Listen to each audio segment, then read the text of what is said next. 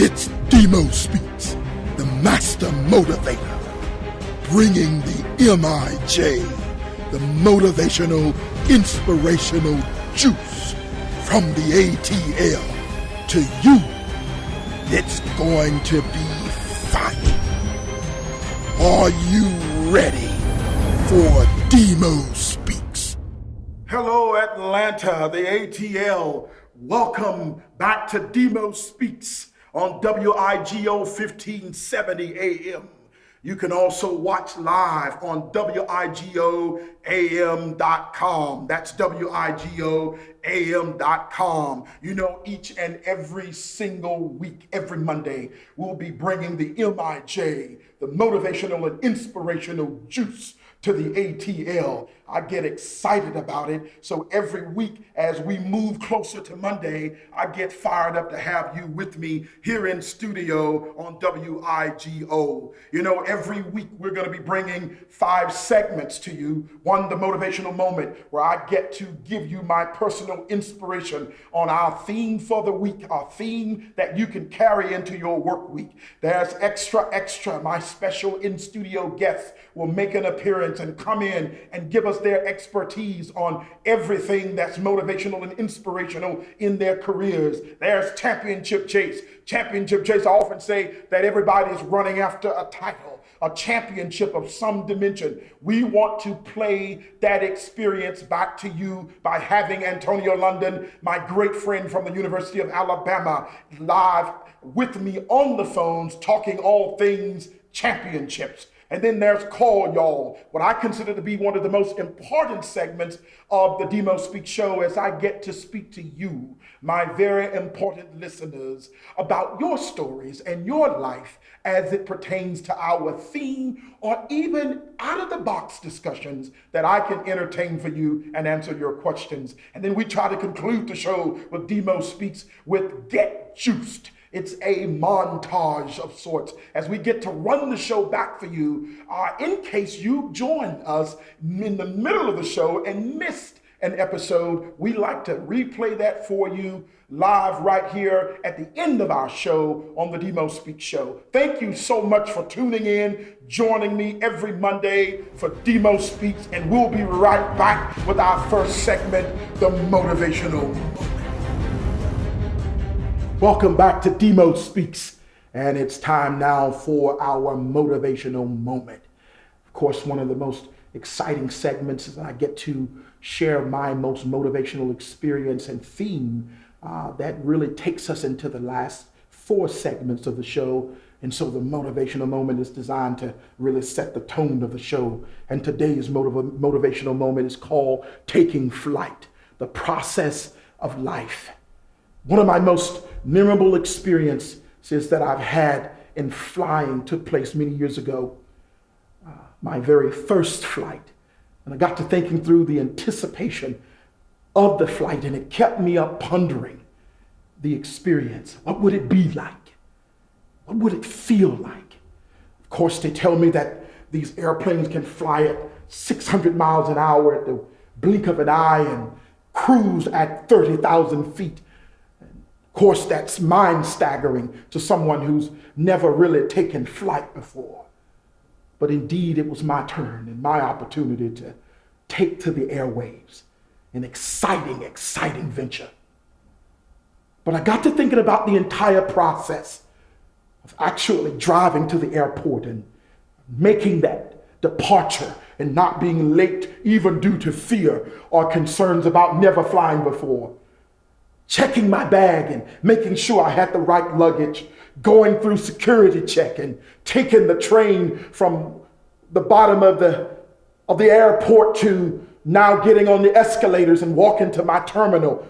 What a process.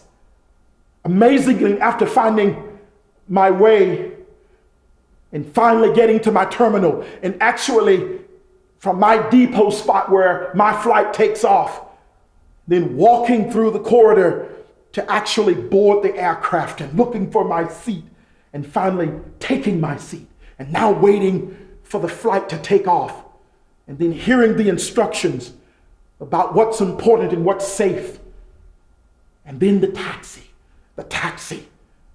to the runway. And now hearing the pilot come over the loudspeaker and talk about being next in line to actually take off from the one runway. And before you knew it, the plane is flying down the runway, and then there's the takeoff, and there I was in the air, flying to my destination. It can be a difficult moment for someone who has never experienced it, but indeed I was actually having it. They say the takeoff and then the landing are the most critical parts of the flight. And the time between the two is usually the calmest. I don't know about you, but it wasn't so calm for me, realizing that I was 30,000 feet in the air and flying at speeds of 500 to 600 miles an hour. But indeed, they recognized the between takeoff and the actual landing to be the calmest. But then there's a thing called turbulence or rough air that can take place, and unexpectedly, we're often told by stewardess and our flight attendants that we could experience what we call rough air. And as a part of that information, someone who's never flown before, I was quite nervous. And sure enough, the possibility of rough air does exist, to the point that it reminds me a little bit of life. That we check in at birth amazingly, don't we? We taxi with the assistance of parents and family members to the runway of life before we actually reach an age where we actually take flight on our own and go from one location to a next or to another. We take off and fly.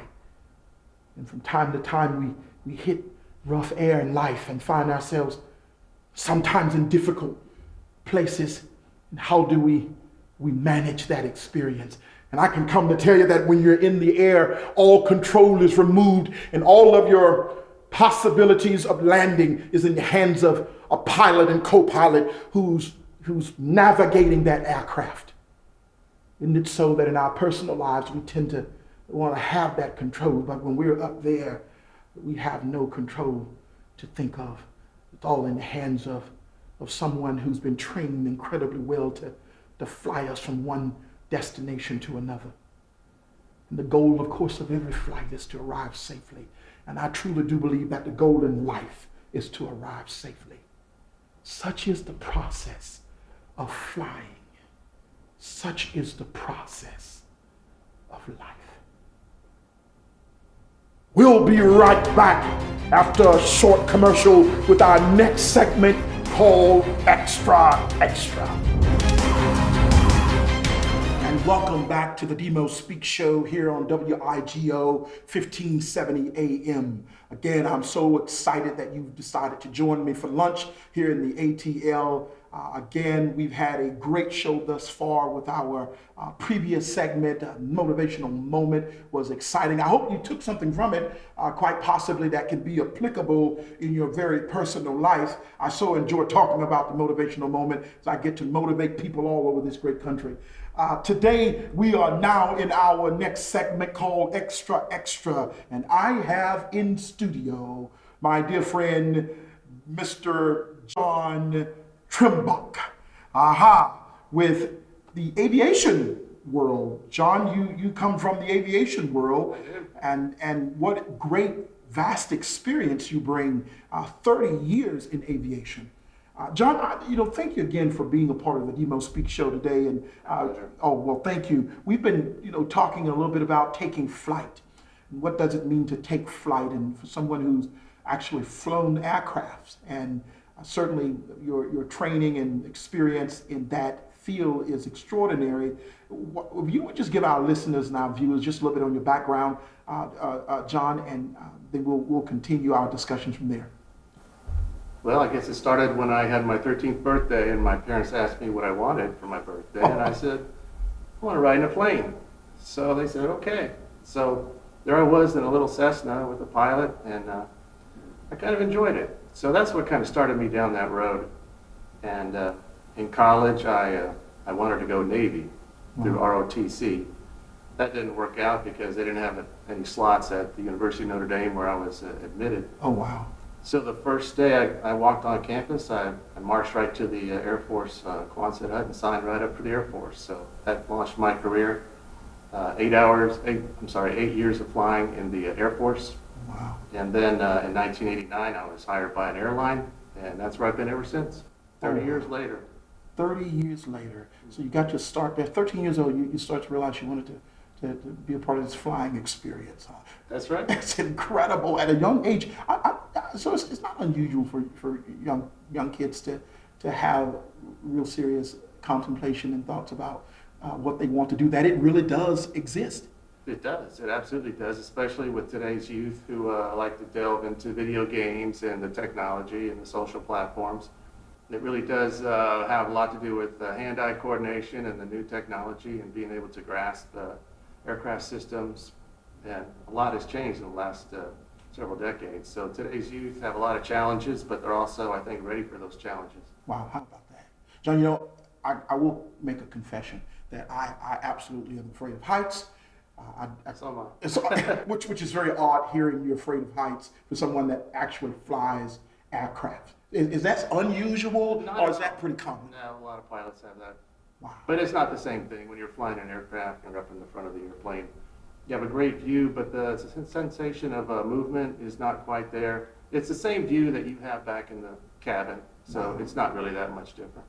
Wow. So John, basically in the Air Force, of course, you served our great country. And in the Air Force, I got to thinking about taking flight. So you would say that really was a real pinnacle, a real turning point in your career as you moved into flying commercial airliners for airlines, etc. But was that really where your career really began to take flight, as when you joined the Air Force and became part of that extraordinary team? Well, being in the military, it gives you a unique kind of experience. So you're presented with a lot of challenges, a lot of aerobatic type flying, things you wouldn't normally do in the civilian world. So that really prepared me for the commercial aviation field, because after several years in the military, you are able to handle all sorts of situations that come up. And you also have the technology progression to help you along. So once I was hired by the airlines, I was ready. I had the experience, I had the hours, and I was ready to go. Wow. And off to flying for commercial airliners, and certainly, again, a 30-year career is absolutely astonishing, is what it is. I got to thinking about my theme today of taking flight. I consider it to be a part of the process of life that we take flight in our lives at some point. And when I think about airplanes in the aviation business, it's much like life, that we taxi down this runway and we get on this airplane and we head to destinations. We go from one site in our lives to another location in our lives, and it is something that's continual. How do you see the flying industry compatible, or you can extract life principles from flying? Well, certainly a lot has happened since 911. Wow. The average passenger has had to go through enhanced security, and just getting to the airplane can be a real hassle. The airline industry as a whole has tried to improve that experience so that now there are certain ways to mitigate some of the longer lines getting through security and providing a better flying experience once you finally do get to your airplane. Wow. Everything from video entertainment to mood lighting to comfortable seating to air temperature sensitivity, all these things are qualities of a good flight experience that the airlines are really trying to improve to make it more enjoyable, because for a lot of people it's a hassle to fly. And the more you can do to mitigate the little annoyances that come along with flying, the better it's going to be for everyone. Wow. And so it does, in closing here, from what I'm hearing, those processes remind one so much of life, that there could be nagging and aggravating things that continue to impact the industry. And as a consumer, we get the opportunity to have to now modify how we fly due to some, either their security, things that going to make the industry better and safer for customers. And so the flying experience is really unique in and of itself. And a lot of those principles, at least I believe, do mirror the things that we have to do every day in life. That is true. That is true. Your average flight, there's always going to be a little perturbations and problems that pop up, and so you deal with them as best you can. And it is a good metaphor for life, because you try to have a smooth and enjoyable flight. It's not always going to go your way, but you always mitigate it with strategies and life experiences and things that can help you move along. John, thank you for being a part of the DMO Speaks show Thank today. you, Derrick. Thank you for your Great being time. here. Awesome. And welcome back to the DMO Speaks show. Here we are now in that awesome segment where we get to talk a little bit about sports in championship chase. Of course, yours truly, who has an extensive background in sports, being a former NFL player with the Falcons, being drafted by the Atlanta Falcons way back in the days of Jerry Glanville. How many of you remember that? The great Deion Sanders and all of those great talented Falcons. And of course, had the chance to play collegiately as well. I look forward to talking sports with you here in Championship Chase. Of course, the whole emphasis here is on championships. That seems to be the biggest thing that matters in all of collegiate and professional sports. Did you win the title? You know, not all of us get the opportunity to win the title, but there's a process to winning it. And here in Championship Chase, I like to talk a little bit about championship opportunities right here in the ATL, even here in the state of Georgia. And certainly, I don't have a problem talking national championships abroad. So I'm excited to dive into this segment and talk a little bit about some of our local teams. Of course, our Braves are right in the middle of competing, starting their season, kicking it off with some great young talent. I heard someone talking the other day calling them the baby Braves, that youth that they have out there with Acuna and all of those teammates out doing incredible things there. Coach, the manager Snickner is doing a great job leading the Braves, and we're excited to watch them out at SunTrust Park. To get a chance, if you get a moment to go and see the Braves play in person, it is an incredible, incredible opportunity. But there's an incredible experience down at SunTrust where you get to experience everything both outside and inside of Braves Stadium. Of course, our Falcons are getting ready here soon for the draft, as it is closely approaching here in April. Who are we going to select to help move us to a championship level? Of course, a few years back, we had a great run there in the Super Bowl, and just fell a little bit short. And yours truly, of course, was a big part of being at least a small part of the Falcon experience when they made their run with the In Brotherhood campaign. And I certainly enjoyed doing that work for the Falcons. And we are going to bring and put a great product on the field this year. Matt Ryan and Julio Jones going to be leading that effort.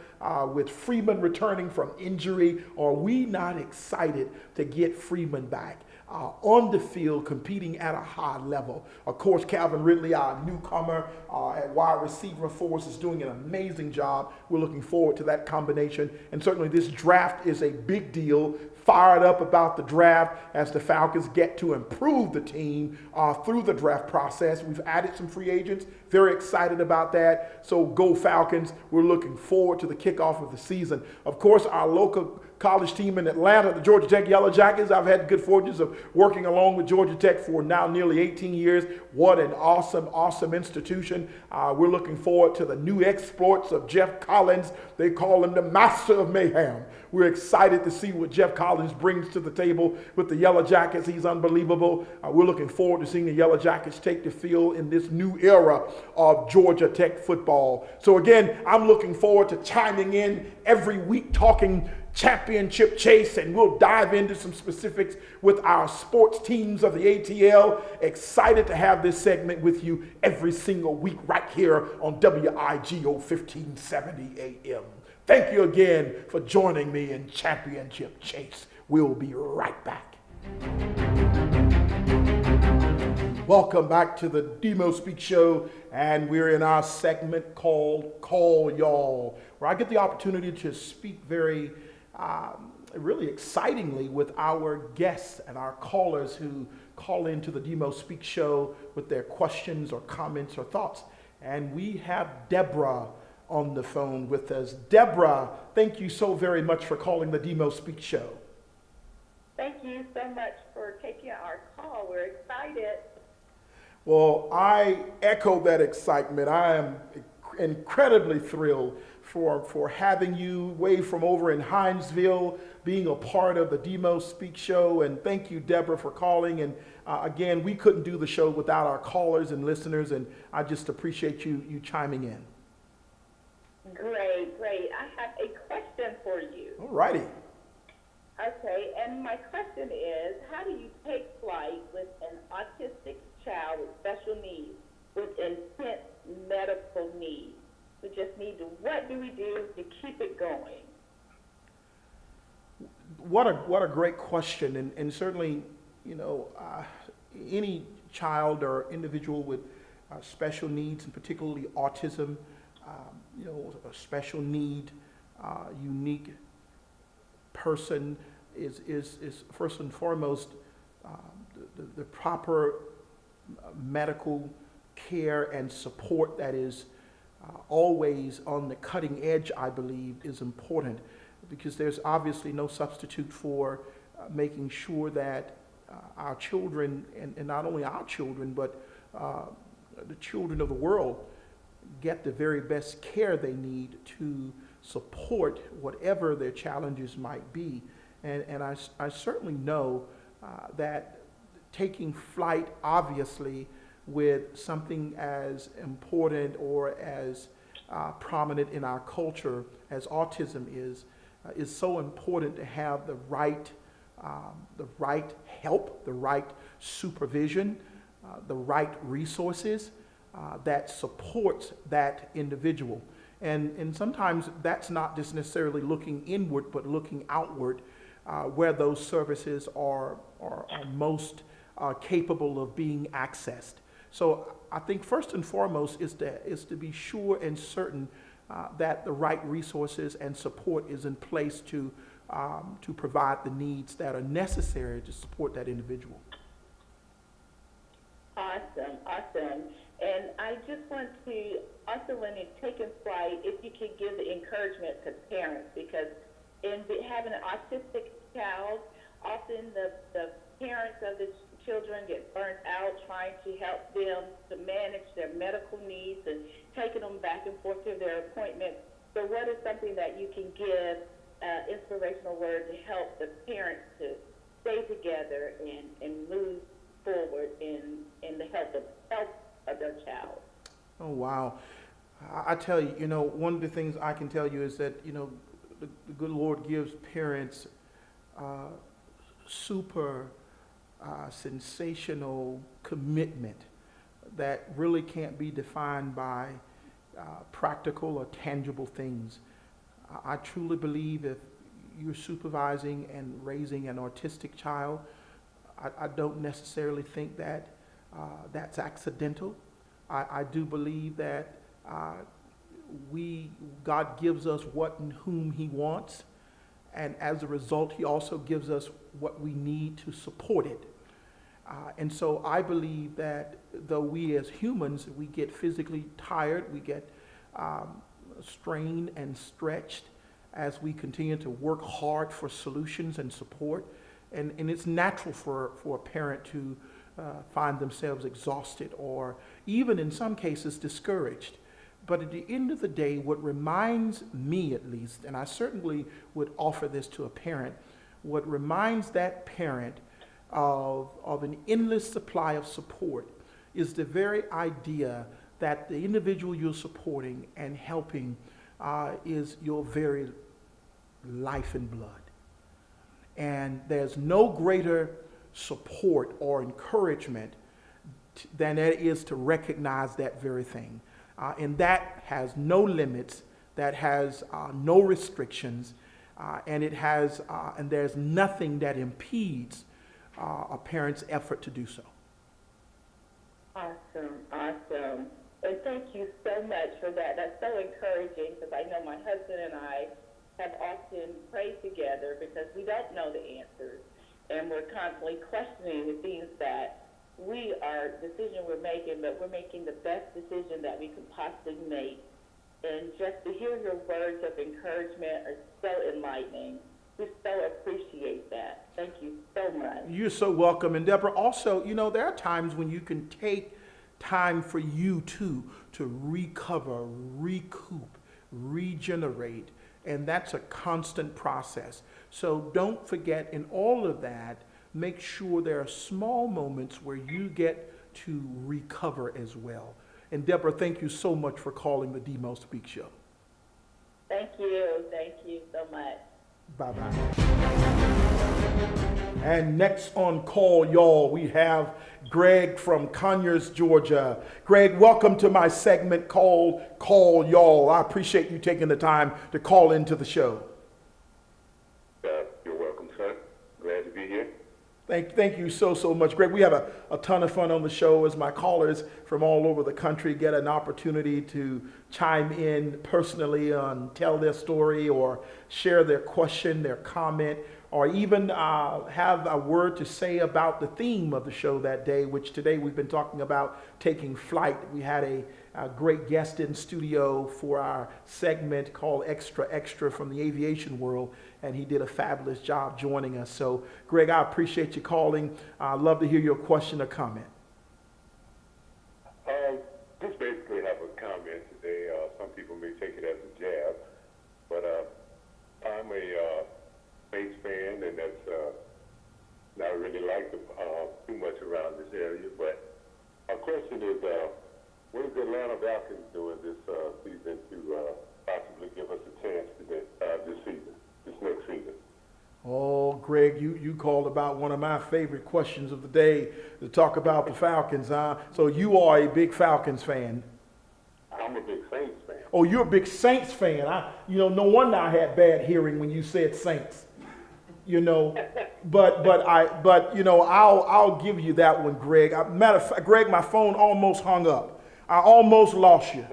But I think I got you back. Those Saints fans, those Who-Dats, they are troublemakers. You do know that, Greg. I understand. So you got me. So when you said Saints fans, now that I recognize what fan you are, I'm actually gathering myself here now. I'm a big Falcons fan, of course. And Greg, so say your question again. I'm now ready for you. I just wanted to know, are the Atlanta Falcons finally making some positive moves to at least give us a good game this season? Well, you guys certainly have done quite a bit over there with your coaching staff and of course, the great Drew Brees, who continues to never seem to age or lose his accuracy or any of those things. He's an awesome quarterback. And, of course, the coaching staff, you guys have built just an incredible nucleus of talent around him to be as successful as you guys have been, at least in the past year, and getting all the way to the NFC Championship game just a year ago, and with a very controversial call that kept you guys out of the Super Bowl. And I know that's a call for another day. But I certainly think, the Falcons are making hay. Of course, we sustained so many injuries on last year that, being a former NFL player myself, I totally understand the importance of having your best players at all times on their feet and competing. And the rivalry with the Falcons and Saints go back many years, and that thing goes back and forth, and usually down to the last seconds. Here in the Dome last year, of course, at our Mercedes Stadium, we lost the thing, I think, in overtime to you. So that's always a real competitive battle. You don't always know who's going to win it, but you can be promised it's going to be entertaining. We are going to get back some of our key players in this next year, and we're excited about that and looking forward to a great draft coming up in April. So I think the Falcons will be very competitive with the Saints, no doubt. Okay, all right. It's always, like you said, it's a rivalry, and it's always competitive year after year. No doubt. Hey, just make sure, if you decide not to stay with those Saints this year, you go ahead and jump on the Falcon bandwagon, and we'd love to take you to the promised land. So, Greg, thank you so much for calling. I love the fun of talking about our birds. Thank you so much. All right, you're very welcome, sir. Take care. Bye-bye. And welcome back again to Call Y'all. So I have on the phone Amanda from Livingston, Alabama. Amanda, welcome to the DMO Speaks Show. Thanks so much for having me. I'm really excited to be on. Oh, that's awfully kind. I do appreciate you taking the moment to call into the show and where I have a chance to speak to my very important listeners and hear their questions or comments that they might have in regards to the show or anything that is of importance in their very personal life. So, Amanda, thank you. I'm all ears. Well, you're one of my favorite motivators, and so I feel like I'm kind of at a point in my life. I know you're talking a lot about purpose, where I could use some motivation. My husband's a college football coach, and I kind of fell into the role of coach's wife, and everything I thought my purpose or my calling would be kind of fell by the wayside. And so my question is, how do you find ways to really center yourself or find a purpose that is all your own, and not just because of the category life puts you in? I struggle a lot with the pressures to meet expectations of everybody around me, being a mom and a wife, and also a head coach's wife. It's a lot, and I just wanted to know, how do I avoid feeling like I'm regularly letting my own self down in pursuing something that's all my own? Oh, wow, Amanda. It's a great question. Certainly, to be a coach's wife is no easy task with the demands that the career of coaching requires, which are countless hours and really unpredictable hours and long hours. And certainly coaches have to give themselves and totally get engulfed into that career endeavor. And then a lot of times it seems that the wives of those coaches are not thought about on the front lines, but really the wife is the real difference maker in the life of a coach. And certainly, not without saying that you don't have your own very personal objectives and career goals and ambitions that you enjoy pursuing.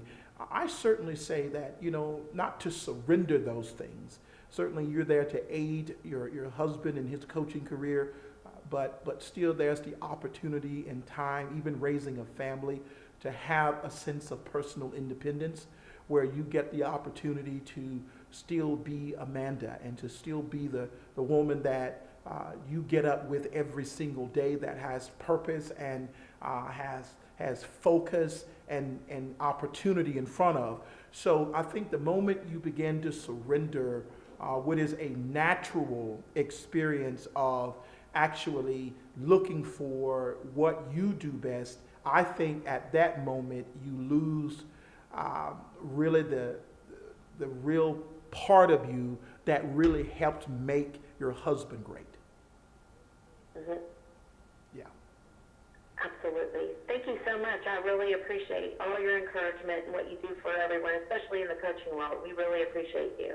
Thank you, Amanda. Thank you so much for calling in to the DMO Speak Show. We do look forward to hearing from you again. All right. Thank you so much. Bye-bye. And on the phone, as we speak from Athens, Georgia, is Thomas. Thomas, thank you for calling the DMO Speak Show. Oh, thank you, man. I'm so glad to be on here to just chat with you a little bit, my brother. Oh, you made my day. I enjoy our callers. This segment is one of my absolute favorites as I get to talk to all our listeners all over the great state of Georgia, but certainly not only Georgia, but in neighboring states and around the country. So certainly you as local as Athens, where those Bulldogs are, and I know that's exciting. So I do appreciate you calling into the show. Well, no problem. It's funny that I get to serve the Bulldogs, but if it wasn't for somebody who loves Tech, I probably would not even be at Georgia.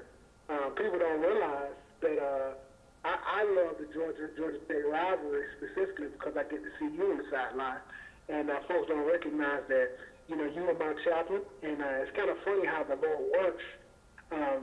Back in 99, 2000 into 2003, you were over with us at Morehouse, and I had no idea that one day I would have an opportunity to serve alongside you, working with a major college team. And I just wanted to call specifically to say thank you for investing in me. Thank you for serving. I can remember when I was just a freshman in college, had no idea what I was getting into. And even before I got to Morehouse, I remember praying that the Lord would put me around other strong believers, and specifically around other godly men. And you were our answered prayer. You got us in Bible study. You challenged me in my faith.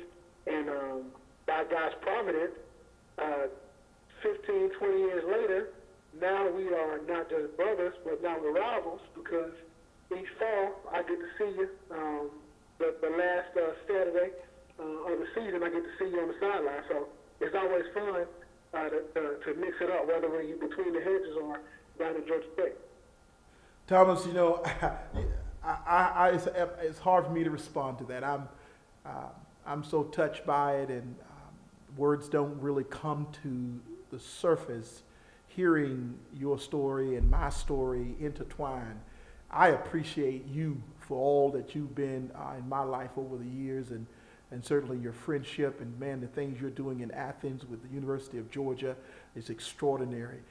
Again, I want to thank you from the bottom of my heart for being willing and certainly being someone that made themselves useful and saw the need to reach and mentor and provide services to student athletes. And you're doing it exceptionally well over there at the University of Georgia. So I want to thank you again, Thomas. I really don't have much to lend to that comment you made. It's overwhelming to me, but I receive it well. And please do, whenever you get a moment and time would permit, please call into the DMO Speaks show again. And I know as we move forward to the football season, it's going to be a lot to talk about. So please do that for me, and I look forward to talking to you again the next time. Absolutely. And hey, I know y'all got a new coach down there too now, so take it easy on us in the fall. We're going to try. You know how that goes. So thank you, Thomas. Talk to you shortly. Okay, thank you. Bye-bye.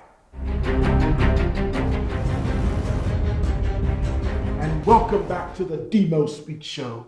Well, we've reached that time of the day where the show is winding up. I do want to take a moment, though, to thank you for tuning in to the DMO Speaks show. What an awesome show we had today with some incredible guests. The extra was fantastic. The motivational moment, I hope you were able to take away something that would be applicable in your very personal life from that segment. The callers who called in today were extraordinary from all over the state and outside of the state as well. As we had a caller today from Alabama, even. So excited about our caller segment as that is growing incredibly.